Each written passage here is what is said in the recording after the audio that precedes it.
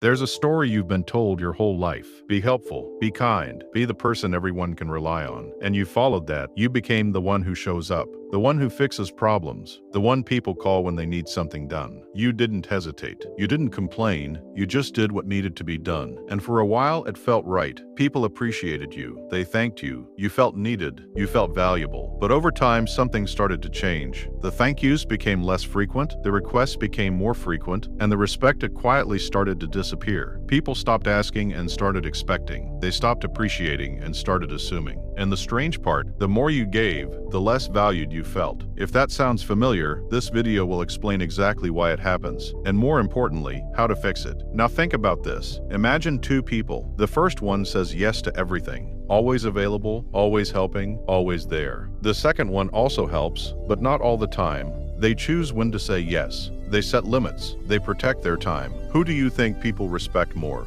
It's not the first person. It's the second, and that feels unfair at first, because you've been taught that more kindness should lead to more respect. But real life doesn't work like that. Respect is not built on how much you give. It's built on how much control you have over what you give. Let me say that again. Respect is not built on how much you give. It's built on how much control you have over what you give. This is the paradox most helpful people never understand. They think giving more will earn more appreciation, but what actually happens is the opposite. The more freely you give without boundaries, the less people value what you're giving them. Your strengths, your kindness, your reliability, your ability to get things done are powerful, but they come with a hidden risk. Every strength can be overused. Kindness without limits becomes weakness. Reliability without boundaries becomes obligation, and helping without control becomes exploitation. And here's the hard part. Most people won't stop you. They won't tell you that you're giving too much. They'll just keep taking. Not always because they're bad people, but because you made it easy. Human behavior follows patterns. If something works, people repeat it. If they can rely on you without resistance, they will continue to rely on you without respect. Think about that. Without resistance, without respect, the two are connected. When there's no cost to asking you for help, there's no value placed on receiving it. Think about your own life. Have you ever helped someone again and again? And the moment you said no, their attitude changed. They became distant, cold, or even annoyed. That moment reveals everything. Because people who respect you will respect your limits. But people who were benefiting from your lack of limits will react when those limits appear. That reaction shows you whether it was respect or just dependency. And this is where it gets uncomfortable. Because when you start setting boundaries after years of having none, some people will disappear. They'll stop calling, stop texting, stop being friendly. And at first, that hurts. But here's what you need to understand. Those people never valued you. They valued your availability. They valued your yes. And the moment your yes wasn't guaranteed, they had no reason to stay. That's not friendship. That's convenience. And losing convenient relationships makes room for real ones. This is where most people get stuck. They confuse being needed with being valued. Being needed feels good, but it doesn't always mean respect. Sometimes it just means you've become useful, and usefulness without boundaries turns into being used. Some people don't actually value your help. They value your access, your time, your energy, your willingness to say yes. And if you don't set limits, they will keep coming back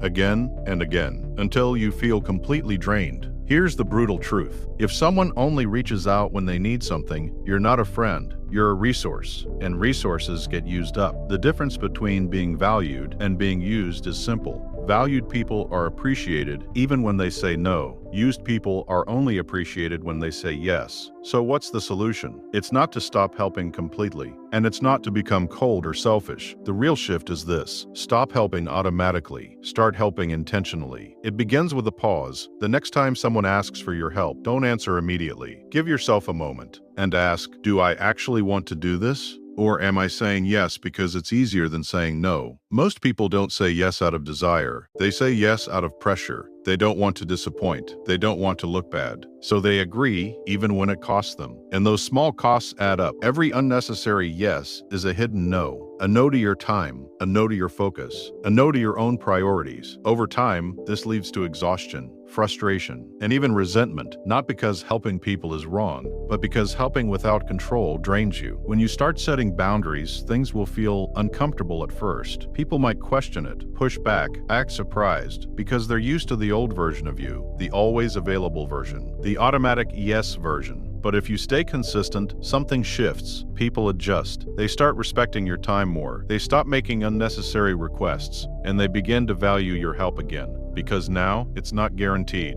There's a simple rule behind all of this. What is always available is rarely respected, but what is controlled is valued. Think about anything in life. The friend who's always free loses appeal. The person who's sometimes busy becomes more interesting. The help that's always given becomes expected. The help that's carefully chosen becomes appreciated. This isn't manipulation, it's psychology. Scarcity creates value. Boundaries create respect. Helping people is not a weakness. It becomes powerful when it comes from choice rather than pressure. When you choose to help, it builds connection.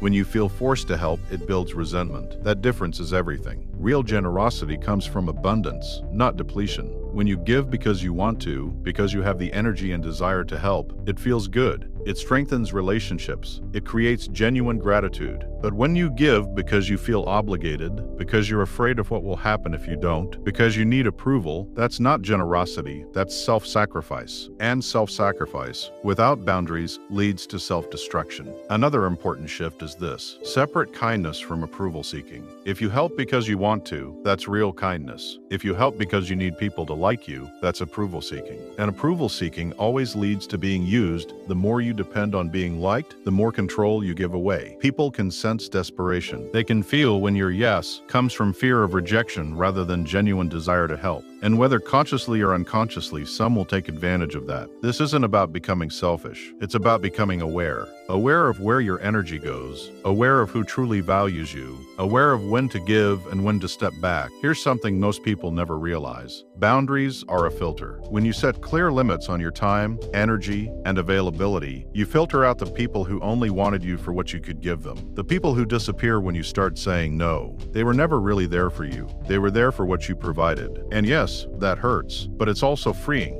Because now you know. Now you can stop investing in people who see you as a convenience, and you can focus on the relationships that are actually mutual, where both people give, where both people respect each other's limits, where your no is accepted just as easily as your yes. Let's talk about guilt, because this is what stops most people from setting boundaries. The voice in your head that says, "But they need me. What if they get upset? What if they think I'm selfish?" Here's the truth. People who respect you will understand your boundaries. People who don't respect you will use guilt to break them down. Guilt is a tool, and if someone makes you feel guilty for protecting your time, your energy, your mental health, that's not love, that's control. Real relationships don't require you to sacrifice yourself to prove your worth. You don't have to earn love by being endlessly available. You don't have to earn respect by never saying no. In fact, the opposite is true. People respect you more when you value yourself enough to set limits. At the end of the day, you have a finite amount of energy. Every day you wake up with a limited supply of time, focus, and emotional capacity, and every yes you give is an investment. The question is, are you investing in things that matter, or are you spending your energy on people and situations that drain you without giving anything back? When you start treating your time and energy like the valuable resources they are, everything changes. You stop saying yes to things that don't align with your values. You stop helping people who don't appreciate it. You stop sacrificing your well-being for people who wouldn't do the same for you, and you start building a life where your energy goes to things that actually matter. Your strengths are powerful, but only if you control them. If you don't, someone else will. Kindness is beautiful, but without boundaries, it becomes a liability. Helping others is noble, but not at the cost of destroying yourself. So the next time someone asks for your help, don't rush. Pause.